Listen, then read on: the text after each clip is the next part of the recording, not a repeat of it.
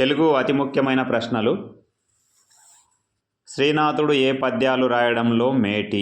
మొదటి ప్రశ్న. రెండవ ప్రశ్న, యాత్రా స్మృతి స్వీయ చరిత్ర రచించినది ఎవరు? మూడవది, రాష్ట్ర అధికార భాషా సంఘం తొలి మహిళా అధ్యక్షురాలు ఎవరు? నాలుగవది, సామల సదాశివ గారి యొక్క ఏ గ్రంథానికి ఉత్తమ అనువాద రచనా పురస్కారం లభించినది? ఐదవ ప్రశ్న, మహాలక్ష్మి ముచ్చట్లు అనే రేడియో ధారావాహిక కార్యక్రమం ఎవరు రచించారు? ఎవరిది ఇది? ఈ 5 ప్రశ్నలు కింద వాటికి సంబంధించిన సమాధానాలు ఉన్నాయి. చూడకుండా మొదలు ప్రాక్టీస్ చేయండి. కోడ్తో సహా గుర్తుంచుకోండి.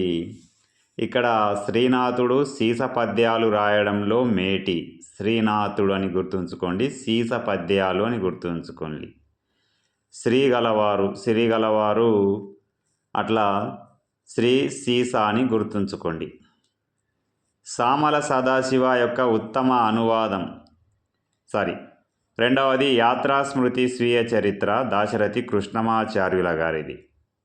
దాశరథి కృష్ణుడు యాత్రలు చేశాడు.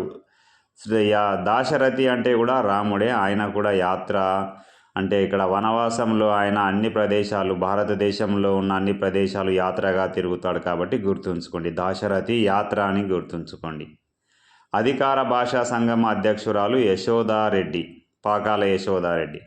అది ఇక్కడ గుర్తుంచుకోండి. యశోద అధికార భాషా సంఘం అని గుర్తుంచుకోండి. అధికారము, యశోద అంటే శ్రీకృష్ణుడు వాళ్ళ తల్లి.